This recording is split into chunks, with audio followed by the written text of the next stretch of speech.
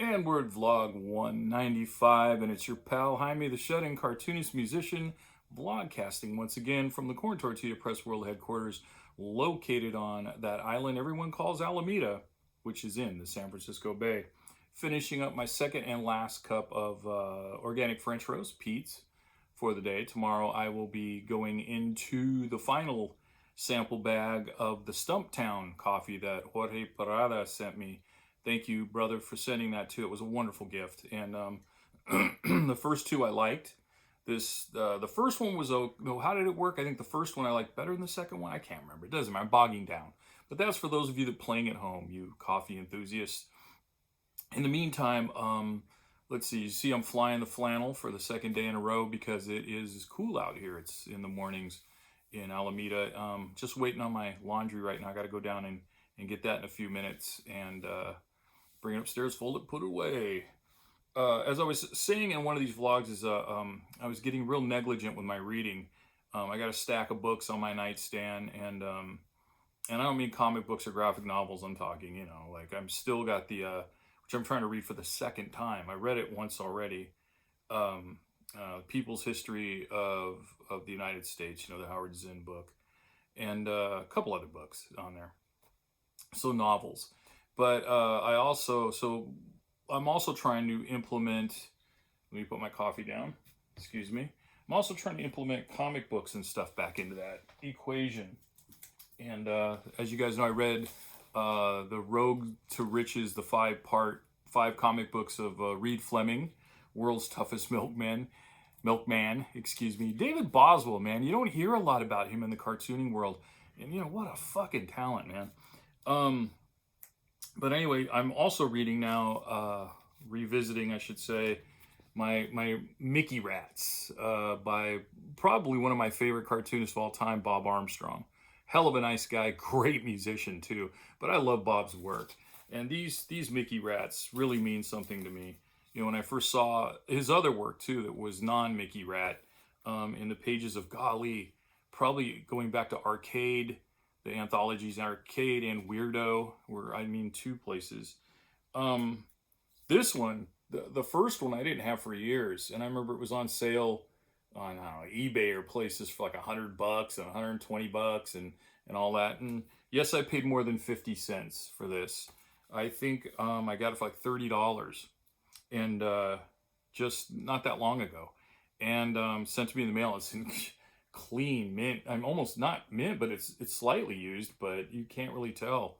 I sent the guy a thank you note saying, dude, this is a really good copy. But anyway, so that's I'm implementing that in my other, let me set these down, my other reading.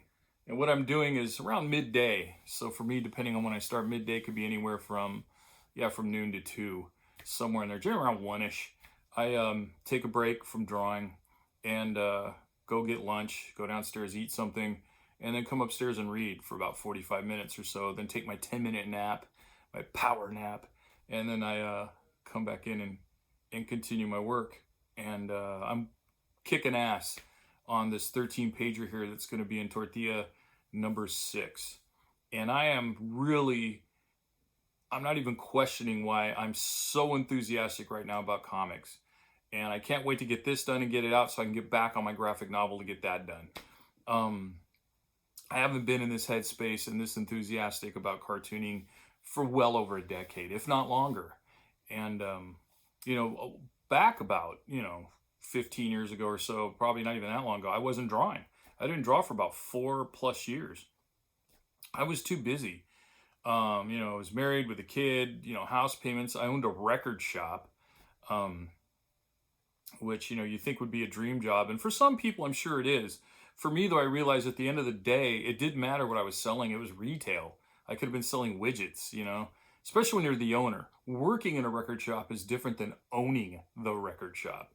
And, but anyway, I digress. And it was right around that time, the two people that got me back into cartooning, got me back to the drawing table, and I've been appreciative ever since, is, I'll talk about the first person, is Gretchen Giles. Gretchen's wonderful, wonderful person. Great woman, super smart, really funny, just incredible.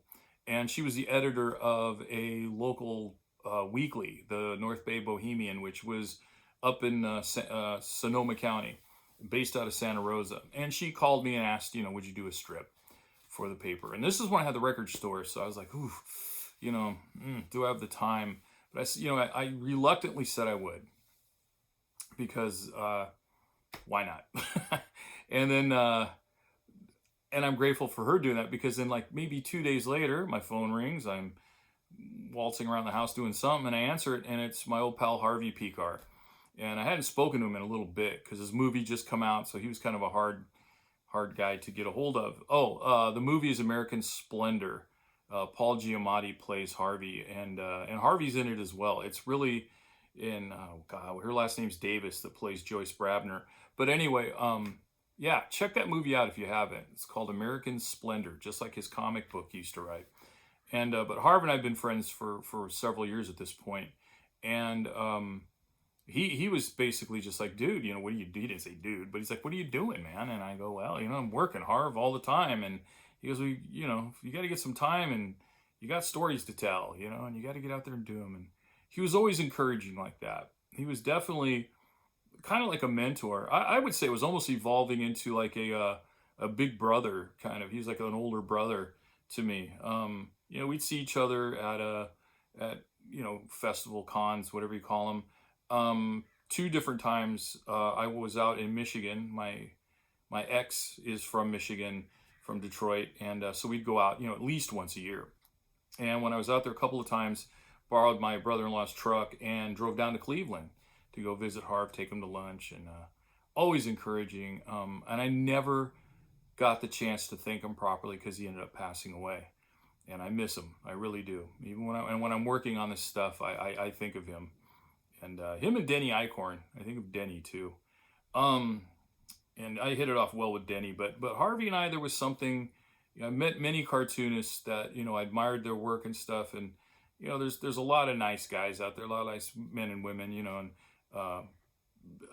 people I count as friends and nice. Like, I don't want to drop names, but Jim Woodring, Carol Tyler, Roberta Gregory, such a sweetheart and a great cartoonist. People like that. And but they say you don't want to meet your heroes. And of course Bob Armstrong, another guy. It's just phenomenal and a sweetheart. These people are really nice.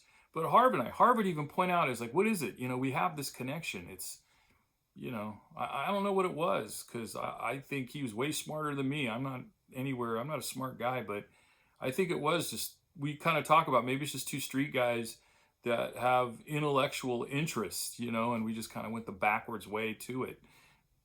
I don't know, but he was a great guy. So I thank Gretchen and I thank Harvey for that, kicking the pants and, put me back on the cartooning trail, because it's what I do, man. I mean, it took me over 50 years probably to realize that, like, oh shit, dude, this is what you do.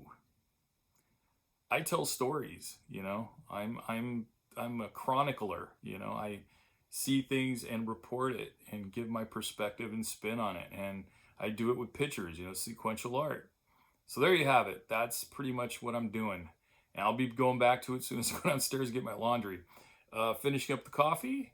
If you guys got to go out today, which I'm going to have to hit the old post office at one point, mask up. Wash and sanitize those hands as often as possible. Keep your distance from people. If possible, just stay indoors.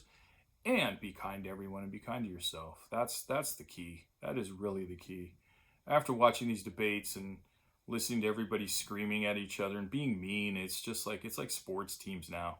There's no more intellectual. There's no more critical thinking. It's just mob mentality, and that's frightening. So let's hope all that changes. All right, everybody. Don't forget to subscribe. Again, like I said, be kind to yourself. Be kind to others. Thanks for joining me. I do appreciate it. I hope this 9.5 minutes helped today. It helped me. Thanks for joining me, everybody. I'll see you next time.